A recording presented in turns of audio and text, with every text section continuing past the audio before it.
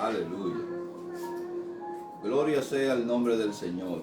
Damos gracia, gloria y honra al Señor, porque Él se merece toda la gloria y toda la honra. Él es Dios y para siempre son su misericordia. Así que en agradecimiento a lo mucho que Él ha hecho por nosotros, le damos lo poco que nosotros podemos darle. Es una alabanza, es una adoración, es un reconocimiento a su fidelidad. Damos gracias al Señor porque Dios es fiel, porque no es hombre ni hijo de hombre para mentir, y que todas sus promesas son en Él y por Él.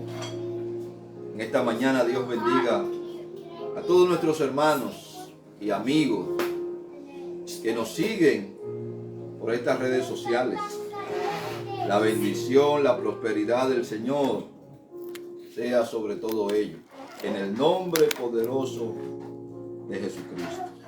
Doy también gracias por sus oraciones, por su presencia, su respaldo incondicional. Muchas gracias en el nombre del Señor Jesús. En esta mañana, hermano, quisiera hablarle hasta donde naturalmente el tiempo nos dé, porque quiero hablarle de la cronología del diluvio, el diluvio considerado históricamente, el diluvio en sí mismo, el diluvio considerado proféticamente, el diluvio considerado en forma práctica y el propósito del diluvio. Así que si no nos da el tiempo para abarcar estos temas, entonces proseguiremos. Si la venida del Señor no se hace presente, seguiremos el próximo domingo. Quiero hablarle sobre el diluvio y sus implicaciones. ¿Qué implicó realmente? Desde el anuncio hasta su ejecución. ¿Y cuáles factores están involucrados en todo este fenómeno que afectó la generación del tiempo de Noé? Hablamos del aspecto cronológico, y es un aspecto sumamente importante porque la Biblia nos registra cada paso, cada detalle, cada circunstancia que se dieron para que este fenómeno se hiciera presente. La palabra de Dios nos registra, hermano, los pasos que el Señor dio, pero no solamente que lo dio y lo dejó al azar, sino que también lo registró en las Sagradas Escrituras para que quedara constancia de que Él es un Dios ordenado y que desea que sus criaturas sepan el proceso natural de las cosas. Si contamos el año de la creación de Adán como el año 1, quiero que entienda, hermano, que aquí no estoy hablando de la edad del cosmos. No estoy hablando del universo, estoy hablando de la creación de Adán para acá. Porque el cosmos puede tener cientos de millones de años. Pero la raza humana, según la cronología bíblica, tiene aproximadamente 6.000 años sobre la tierra, pese a que los aspectos arqueológicos puedan decir lo contrario. La narración bíblica, entendemos que el hombre tiene aproximadamente 6.000 años. Si consideramos el año de la creación de Adán como el año 1, entonces desde el año 1 hasta el nacimiento de Noé han pasado 1056 años. Génesis capítulo 6, verso 3 nos dice y nos indica que Dios le dio 120 años para construir y predicar el arca a Noé. Quiere decir que siguiendo la secuencia de la predicación pasada, Noé tenía 480 años cuando Dios le dijo que construyera el arca. Génesis capítulo 7, verso 6 nos dice: era Noé de 600 años cuando el diluvio de las aguas vino sobre la tierra. Si a esos 600 años usted le quita 120, le va a dar la suma exacta de 480 años. Esto sería, hermano, desde el nacimiento de Noé, desde la hechura de Adán hasta Noé, hasta el nacimiento, hay 1056 años, más 480 años, suman la totalidad de la raza humana sobre la tierra de 1536 años. Tiene la historia de la humanidad. El diluvio, naturalmente, la Biblia nos enseña que vino cuando Noé tenía 600 años de edad, que sería en el 1656 vino el diluvio. Y en el 1657, cuando Noé tenía 601 años, su familia volvió a tierra seca. Génesis capítulo 8, verso 13 nos dice: y sucedió que en el año 601 de Noé, en el mes primero, el día primero del mes, las aguas se secaron sobre la tierra, y quitó Noé la cubierta del arca, y miró, y he aquí que la faz de la tierra estaba seca. Los acontecimientos del diluvio empezaron cronológicamente, hermano, el 17 del mes 2. Sí, hermano. El 17 del mes 2 del año 1656, cuando Noé y su familia entraron al arca, el diluvio empezó. Génesis capítulo 7, verso 10 y 11 nos dice: y sucedió que el séptimo día las aguas del diluvio vinieron sobre la tierra. El año 600 de la vida de Noé, en el mes segundo, a los 17 días del mes de aquel día, fueron rotas todas las fuentes del gran abismo, y las cataratas de los cielos fueron abiertas. Mire qué descripción está dando Dios de este evento sobrenatural. Las lluvias cesaron el 26 del mes 3, según Génesis capítulo 7, verso 12. Y hubo lluvia sobre la tierra 40 días y 40 noches sin interrupción alguna. No fueron simples las aguas que cayeron en ese mundo antidiluviano. La descripción que la Biblia nos da es que las fuentes del gran abismo se abrieron y las cataratas de los cielos fueron abiertas. Hermano, la descripción que nos da es de torrenciales de aguas.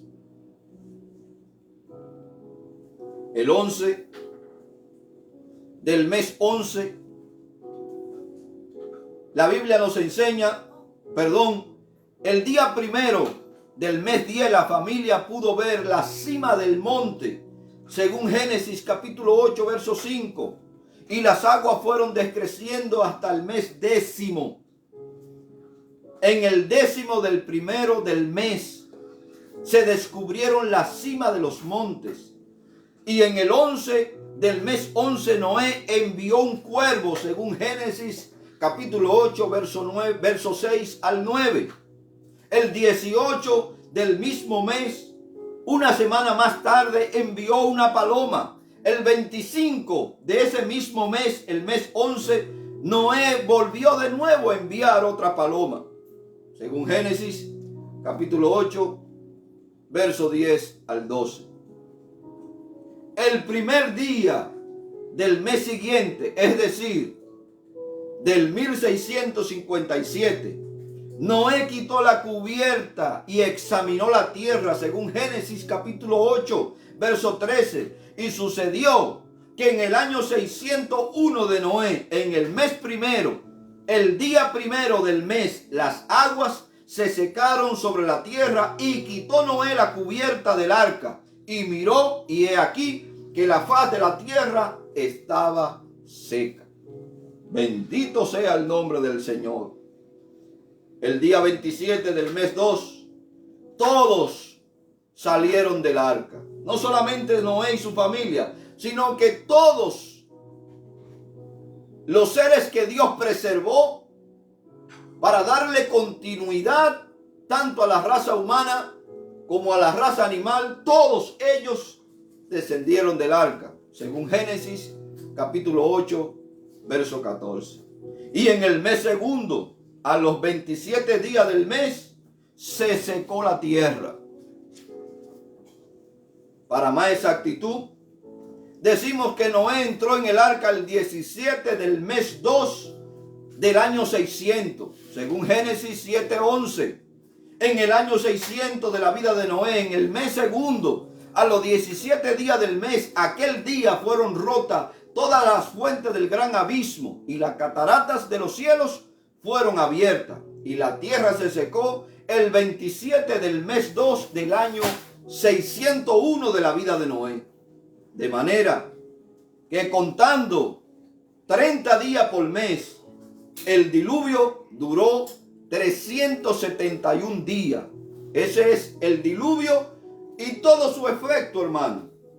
La Biblia nos enseña que durante 40 días y 40 noches las cataratas de los cielos fueron abiertas, y el gran abismo fue abierto, y el agua no dejó de caer y fluir durante 40 días. Ahora, sus efectos en total duraron 371 días. La lluvia cayó durante 40 días, según Génesis 7:12, y las aguas subieron durante 110 días, según Génesis capítulo 7, verso 24. Eso hace un total de 150 días. Luego las aguas decrecieron durante 74 días, según Génesis capítulo 8, verso 5, haciendo un total de 224 días. 40 días después despachó Noé el cuervo, según Génesis capítulo 8, verso 6 al 7, haciendo un total de 264 días. 7 días después despachó la paloma, según Génesis 8:8, con el significado de otros 7 días, según Génesis 8:10, haciendo un total de 271 días. Nuevamente, 7 días después o 7 días más tarde, según Génesis 8:10, haciendo un total de 278 días. Y la tercera vez después, según Génesis 8:12, haciendo un total de 285 días. Noé retiró la cubierta del arca 29 días más tarde, haciendo un total de 314 días. Y la tierra se secó finalmente 57 días después, haciendo un total de 371 días. El diluvio y sus efectos.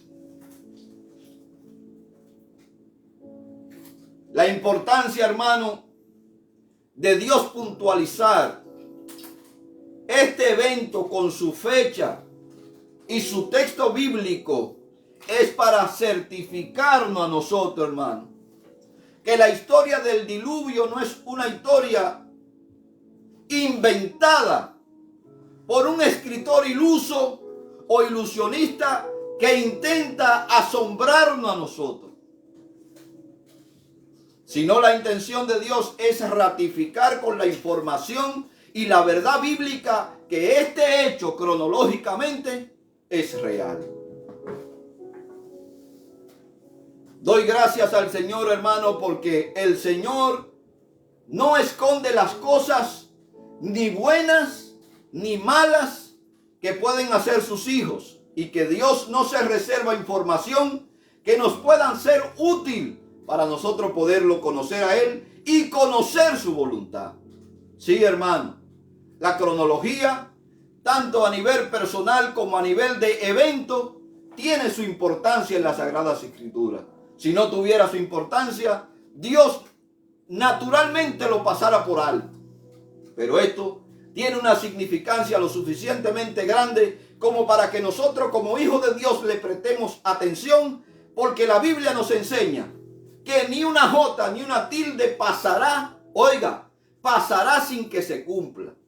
Y nosotros entendemos que estos hechos que han pasado son extremadamente necesarios para crecer en la buena voluntad y en la fe del Señor. Vamos a considerar, hermano, el diluvio en los aspectos históricos. La historia del diluvio es conocida por todos los creyentes. No hay un solo creyente en la Biblia o en el Señor Jesús que no se conozca la historia del diluvio, que no conozca la historia de Noé. Todos damos por sentado que desde los más pequeños que visitan las iglesias cristianas que guardan la palabra de Dios son conocedores de este hecho histórico. El diluvio de Noé ha sido un tema de constante investigación y múltiples definiciones. Lo que no aceptan los datos históricos de la Biblia como inspiración divina han dicho que la narración del diluvio es una versión hebrea de la leyenda conocida como la épica del Girmeges. Es una historia, hermano, que se remonta hasta los tiempos de Asiria y los babilónicos. Este relato es un relato asirio babilónico. Se encuentran en las tablillas de barro cocido que fueron desenterradas. Escúcheme, hermano. Esta historia que estas personas dicen que los escritores sagrados copiaron de estas tablillas se encuentra nada más y nada menos que en la ciudad de Nínive. Una ciudad que la Biblia registra y ubica geográficamente. El arqueólogo R. Razán en 1853 en una expedición encontró esta tablilla que registra la historia del diluvio contada desde otra óptica o perspectiva de vista. La tabla del diluvio y muchas otras forman parte de la biblioteca del rey Asurbanipal, quien reinó en Asiria en el año 669 al 626 a.C. Acuérdese que los años vienen bajando hasta llegar al nacimiento de nuestro Señor Jesús, donde se divide la historia en dos: el antes y el después. La leyenda de Gilgamesh es la más parecida a la narración bíblica, pero esta está basada en la mitología oriental. Dice que Gilgamesh de Uruk reinó después del diluvio y que este rey no quería morir. Por eso salió a buscar o en busca de Utapatín, quien es que representa al Noé de Gilgamesh. Este supuesto Noé le explicó cómo había escapado del diluvio en una arca y le dijo dónde hallar una planta que pudiera prolongarle la vida. Muchos pueblos guardan memoria de este gran cataclismo, entre los cuales está precisamente esta historia encontrada en una tablilla de arcilla o de barro en el año 1853. También otros pueblos como el pueblo sumerio, Grecia o los griegos, los egipcios, inclusive aquí, hermano, en América, y los aztecas, tienen una historia que cuentan el diluvio relacionado con sus dioses. Hay otras culturas que también hablan de un diluvio universal que lo asocian con aspectos mitológicos de sus propios dioses. El hecho del diluvio es real. Que hubo en realidad un diluvio lo demuestra tanto el Génesis como Cristo. En Mateo capítulo 24 del 37 al 39, el Señor hace referencia a los días de Noé. Y en Lucas capítulo 17 verso 26 al 27, también el Señor hace referencia y dice: como en los días de Noé, así también será la venida del Hijo del Hombre. Comían, bebían, se casaban, se daban en casamiento hasta el día en que entró en el arca y vino el diluvio y lo destruyó a todos. Sí, hermano, los profetas también hablan del diluvio. Isaías, en el capítulo 54, verso 9, nos dice: porque esto me será como los días de Noé, cuando juré que nunca más las aguas de Noé pasarían sobre la tierra. Así he jurado que no me enojaré contra ti ni te reñiré. Los apóstoles también hablaron y mencionaron el diluvio. En Primera de Pedro, capítulo 3, verso 20. Y en Segunda de Pedro, capítulo 5, verso 3 al 6. La Biblia nos enseña lo que el apóstol Pedro dice con referente a esos tiempos de este diluvio. Los que en otros tiempos desobedecieron cuando una vez esperaba la paciencia de Dios en los días de Noé, mientras se preparaba el arca, en el cual pocas personas, es decir, 8 personas, fueron salvadas por las aguas. Sí, hermano, la Biblia una y otra vez, mediante los emisarios del Señor, ratifican una y otra vez la verdad de este gran diluvio. Los arqueólogos nos dicen que muchas civilizaciones antiguas tienen tradiciones del diluvio con detalle paralelo al relato del Génesis.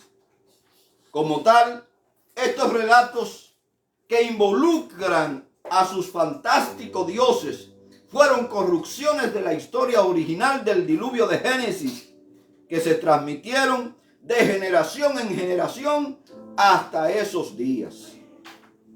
Toda esa historia son versiones paganas de un hecho real, pero están contaminadas con elementos polisteístas de muchos dioses, de mucha mitología y de un estilo fantasioso.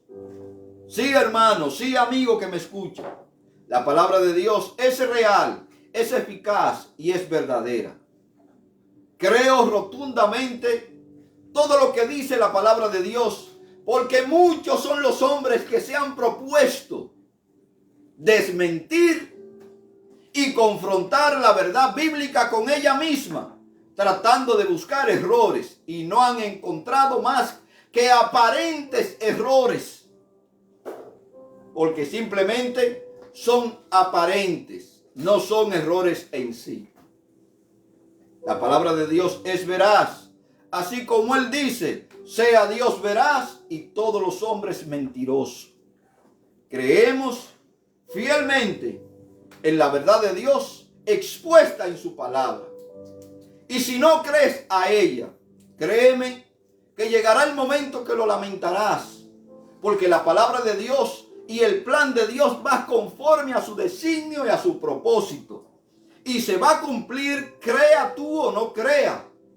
Sí, ya le pasó a una generación que no se apercibieron de la verdad del diluvio, y el diluvio vino y lo arrasó a todos.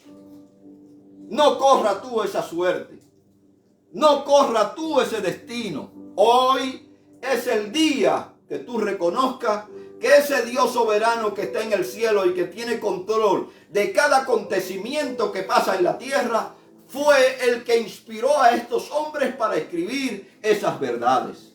Y lo libró de cualquier error porque estaban bajo la dirección del Espíritu Santo. La Biblia es clara en su enseñanza. Sus enseñanzas son demostrables. No solamente en los aspectos de la fe, sino también en los aspectos de la ciencia. Son muchos los científicos que hoy están comenzando a profesar una fe en la palabra de Dios porque se han dado cuenta que todo lo que dice es verdad. Quisiera considerar, hermano, el diluvio en sí mismo. El diluvio lo causó la lluvia que caía, el agua que brotó y el agua que brotó de la tierra según Génesis capítulo 7 verso 11. La que caía del cielo y la que brotó, hermano, porque los abismos fueron rotos o fueron abiertos para que el agua fluyera como cual manantial o fuente violenta sobre la faz de la tierra.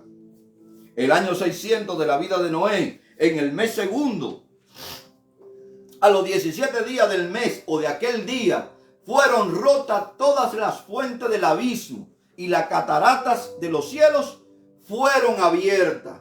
Imagínese usted, hermano.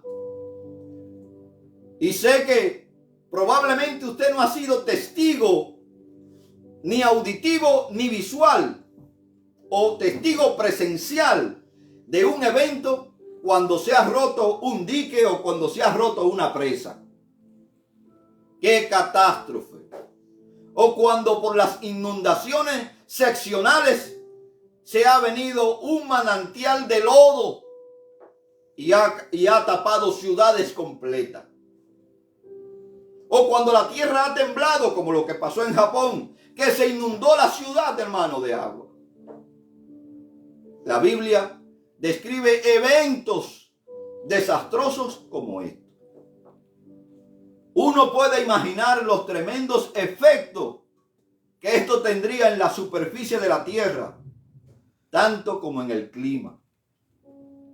Gigantescas marejadas siguieron a estas irrupciones. El libro de Génesis sugiere que la lluvia era algo nuevo en la tierra en el tiempo de Noé, lo cual hace más formidable y más maravillosa la fe de este hombre, porque Dios le está anunciando un evento sobrenatural de un hecho que jamás había sido citado ni mencionado en la tierra, cuando la lluvia era algo desconocido para ellos.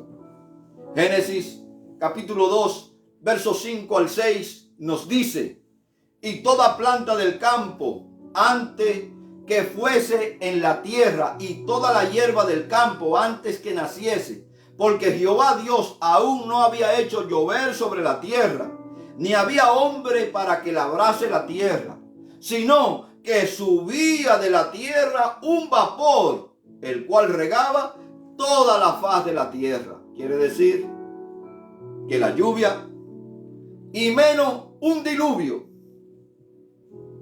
se miraba como algo posible en los tiempos de Noé.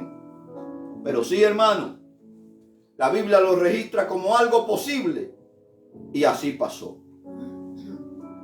Este diluvio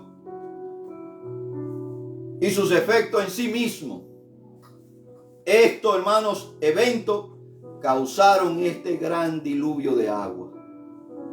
Imagínense una presa desbordada por la gran cantidad de agua cayendo, y aún así paulatinamente abren sus compuertas para descompresionar aquella compresa o represa, y termina llevándose ciudades completas. ¿Se puede imaginar usted lo que aquello significó para el tiempo diluviano, antidiluviano? Quisiera ahora, hermano, considerar el diluvio en los aspectos proféticos, porque estas consideraciones son importantes para que nosotros entendamos que el diluvio no fue porque quiso ser, ni pasó porque quiso pasar. Hay una razón, hay un porqué, de tanto en el pasado como en el presente y al futuro. Hoy nosotros podemos manejar esta información porque la hemos recolectado del pasado. Pero ¿qué implicación tiene ese evento que nos envuelve a nosotros y a las generaciones futuras? Porque tiene una aplicación profética este evento. Cristo enseña que los días antes del arrebatamiento y los juicios serán como los días de Noé. Ahí tiene el cumplimiento profético. Lucas capítulo 17, versos 26 y 27 nos dice: y como en los días de Noé, así también serán los días antes de la venida del hombre. En los tiempos de Noé, comían, bebían, se casaban, se daban en casamiento hasta el día en que Noé entró en el arca y vino el diluvio y lo destruyó a todos. Qué triste, hermano. Qué triste, amigo, es que se te haya anunciado durante tanto tiempo que los juicios de Dios van a venir y que Dios va a derramar su ira sobre la faz de la tierra, y que estos elementos, como hemos venido diciendo desde este púlpito, se han venido cumpliendo paulatinamente ante nuestras propias narices. Mateo capítulo 24, verso 36, 37 al 39 nos dice: mas como en los días de Noé, así será la venida del Hijo del Hombre. Porque como en los días antes del diluvio estaban comiendo, bebiendo, casándose, dándose en casamiento hasta el día en que Noé entró en el arca. Y no entendieron hasta que vino el diluvio y se lo llevó a todo. Así será también la venida del Hijo del Hombre. Aquí tiene, hermano, el cumplimiento profético de este evento que pasó hace ya mucho tiempo, pero que nos anuncia que los días van a ser semejantes a esos días cuando la gente va a rechazar a Dios rotundamente y se levantará contra todo aquello que tiene objeto de adoración o de culto, que es nuestro Señor. La sociedad está siendo encaminada, guiada como oveja al matadero para rebelarse totalmente contra Dios y sus preceptos. Esta nación, por ejemplo, esta nación ha sacado los mandamientos de la corte, ha sacado la Biblia de las escuelas, y como consecuencia, ¿qué tenemos? Una violencia extrema. Se han introducido en la gran mayoría de los estados, y damos gracias a Dios por el gobernador de aquí de la Florida, que aprobó leyes que los alumnos o niños no pueden ser enseñados ni doctrinados con doctrina LGTB y toda la letra del abecedario que se le van a sumar. Porque en vez de enseñar la palabra de Dios, están adoctrinando a nuestros niños para levantarlo, rebelarlo contra Dios y crear una sociedad anarquista y liberal. Qué triste descripción, hermano.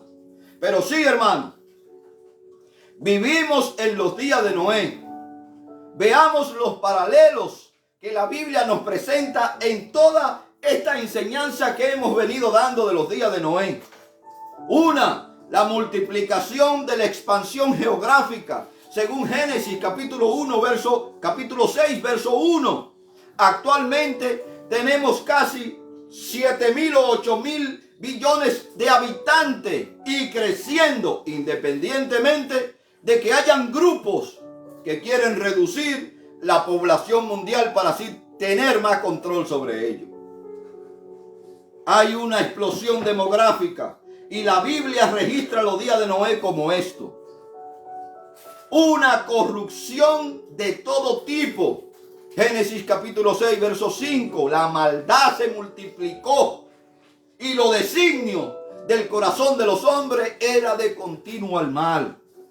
La violencia extrema. Génesis capítulo 11, capítulo 6, verso 11 al verso 13. Incremento de las artes y de la ciencia. La falta de conciencia, incluso para el homicidio, hermano. Hoy tenemos homicidas en masa. Sí, hermano. Los gobiernos se preparan, las organizaciones se preparan para matar tanto intelectual, moral, espiritual y físicamente a muchas poblaciones. Puede sonarle a usted como algo ilusorio, pero despierte de esa burbuja que usted está durmiendo y despierte a la realidad que nosotros estamos viviendo. La ciencia en aumento y hoy tenemos más que nunca la manipulación genética. Ya usted no sabe lo que se está comiendo. Ya usted no sabe ni siquiera con quién está hablando, porque hay robots con la misma característica del hombre que están usurpando los puestos de trabajo de los hombres y están ocupando inclusive hasta puestos gubernamentales, hermano. Los verdaderos creyentes somos la minoría, así como fue en los tiempos de Noé. Solo 8 personas se salvaron de los tiempos de Noé. Es más, Dios le dijo a Noé que el juicio se avecinaba y éste advirtió a las personas, según Judas, verso 14 y verso 15. Dios concede tiempo para que las personas se arrepientan, según segunda de Pedro, capítulo 3, verso 9 al 10, según Gálatas, capítulo 5, verso 21 y 24. Matusalén, el hijo de Enoc, nació en el año 687 y vivió 969 años. Murió en el año 1656, el mismo año en que el diluvio vino, porque tenía una precedencia profética, tanto su personaje como su nombre. Porque así significa el nombre de Matusalén: cuando él venga, cuando él muera, vendrá. ¿Qué vendrá? El diluvio. En otras palabras, Dios le dio al mundo impío 969 años de gracia. Y por los últimos 120 años de este periodo de Noé, Noé predicaba y preparaba el arca. Hoy Dios sigue advirtiendo que el juicio se avecina. Segunda de Pedro, capítulo 3, verso 10. Pero ahora no es agua, ahora es fuego. Un fuego que arrasará toda la tierra y va a eliminar toda corteza de pecado y todo vestigio de maldad que tengan los hombres. Pero pocos escuchan, incluso menos creen en la verdad que le está siendo anunciada.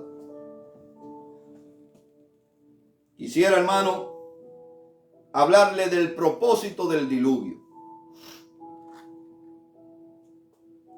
En Génesis capítulo 6, versos 5 al 13, nos indica por qué vino el diluvio. Pero en realidad, desde el verso 1 del capítulo 6 hasta el verso 13 del capítulo 6, le da una panorámica completa de por qué vino el diluvio.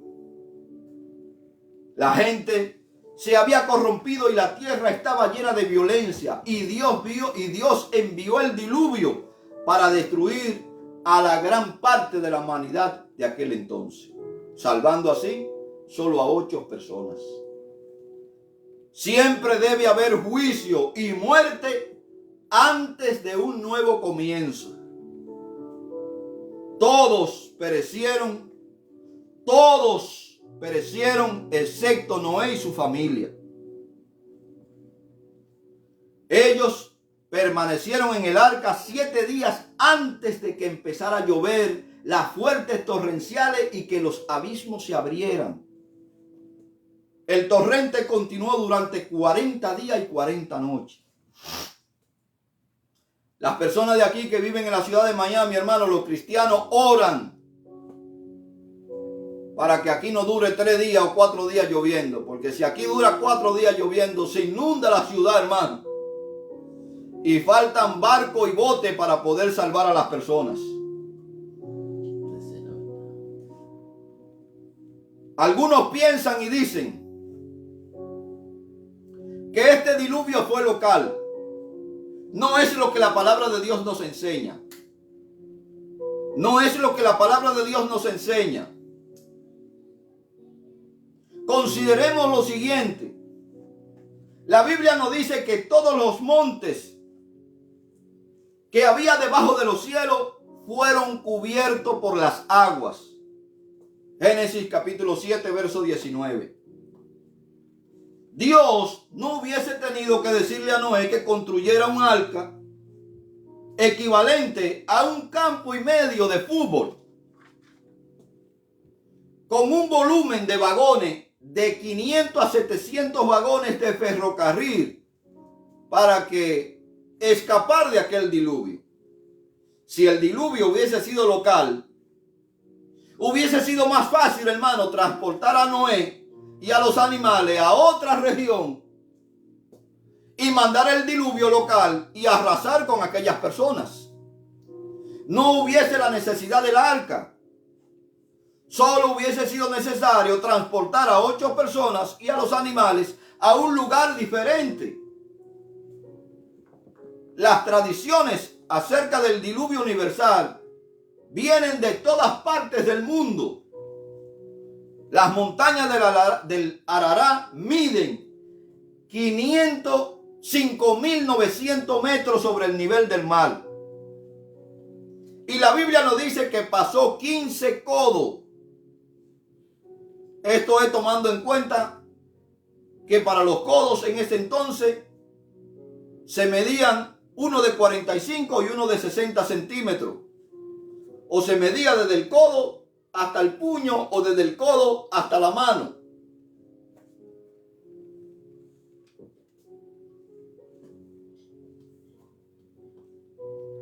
Y si la Biblia nos dice, hermano, que las aguas taparon ese monte de tal forma que el arca descansó en él después que las aguas fueron bajando, entonces le está diciendo a usted que este diluvio no fue local. ¿Con qué tipo de milagro se hubiese podido contener el agua en aquel lugar si es un diluvio regional? Entonces, si es regional, solamente hace con poner unas paredes para que las personas de ahí se hundieran o se ahogaran. Dios propone que las aguas nunca más llegarían a ser un diluvio para destruir toda carne. Han habido, hermanos, muchos diluvios locales desde aquel entonces, pero nunca uno universal. Hemos sabido de grandes inundaciones en distintas partes del globo terráqueo, pero no uno universal. El diluvio, si el diluvio fue local, entonces las promesas de Dios no se han cumplido. Porque han habido muchos diluvios locales. Pedro usa la palabra mundo para el diluvio como símbolo de la destrucción aún futura de la tierra por fuego. En 2 de Pedro capítulo 3, verso 6 nos dice: por lo cual el mundo de entonces pereció anegado en agua. El arca es una ilustración de Cristo. Las aguas representan el juicio de Dios. El Señor Jesús se sumergió en las aguas de la ira divina en el Calvario. Aunque Él se sumergió en esa ira divina, también fue resucitado para darnos a nosotros esperanza de vida. Aquellos que se encuentran en Cristo son salvos, y los que están fuera son condenados. Primera de Pedro capítulo 3 verso 21 nos dice: y el bautismo que corresponde a esta hora, ahora nos salva, no quitando la inmundicia de la carne, sino como la expiación de una buena conciencia hacia Dios por la resurrección de Cristo. Y para concluir, quisiera, hermano, hablarle del diluvio considerado en forma práctica. Veamos qué nos enseña todo esto. En el relato del diluvio hay al menos 6 consideraciones prácticas. Una, Dios debe castigar el pecado. Debe morir lo viejo antes de establecer lo nuevo. 2, Dios advierte, pero al final su paciencia se acaba y el juicio viene. 3, Dios siempre ha salvado a las personas de la misma manera, por gracia. Génesis 6:8. Pero Noé halló gracia ante los ojos de Jehová. En el libro de Hebreo nos habla de la fe. Hebreo 11:7 dice: pues por la fe Noé, cuando fue advertido por Dios acerca de las cosas que aún no se veían, con amor preparó el arca en que su casa se salvase, y por esa fe condenó al mundo, y fue heredero de justicia, que es por la fe. La verdadera fe conduce a la obediencia. Génesis 6:22 nos dice: y hizo así Noé, hizo conforme a todo lo que Dios le mandó. Y Génesis 7:5 vuelve a repetir la misma expresión. Hizo así Noé, hizo conforme a todo lo que Dios le mandó. Si usted es una persona de fe, o que profesa la fe, o que se reúne en algún círculo donde se profesa la fe cristiana, usted debe ser un practicante de la verdad de Dios. Porque solamente siendo un practicante de la verdad de Dios, usted se librará del fuego abrasador que consumirá a todo pecador. Esto es en cuanto al ámbito terrestre. Pero la Biblia nos dice que al final de los tiempos, Dios enviará a Satanás, al falso profeta, al anticristo, a la muerte, al Hades, y lo arrojará con todo aquello que no estén inscritos en el libro de la vida al lago de fuego. Y allí será el lloro y el crujir de dientes. Si usted dice que tiene fe, usted tiene que ser una persona obediente a la palabra de Dios, sumisa a las autoridades, sumisa al gobierno de la iglesia o a la administración de la iglesia. Si usted dice que tiene fe, tiene que guardar y vivir, practicar la palabra de Dios. Así que, mis hermanos, yo espero que usted haya tenido los oídos espirituales para recibir la palabra de Dios. La paz de Dios, la bendición del Señor sea sobre cada uno de ustedes. Recuerden que si quiere escuchar esta predicación o otras predicaciones sobre estudio bíblico, puede buscar en el YouTube Enseñando la Voz de la Verdad, y ahí le va a aparecer una foto de este personaje. O también puede buscar en Iglesia Cristiana Lo de Berea, y allí va a encontrar cantidad de estudios que le van a ser de beneficio. Al final, puedes suscribirte dándole clic a la campanilla. Y cuando escuche el video también puede darle me gusta, porque así nos ayuda. La paz y la bendición del Señor sea con todos ustedes en el nombre poderoso de Jesucristo. Amén, Señor Jesús. Amén.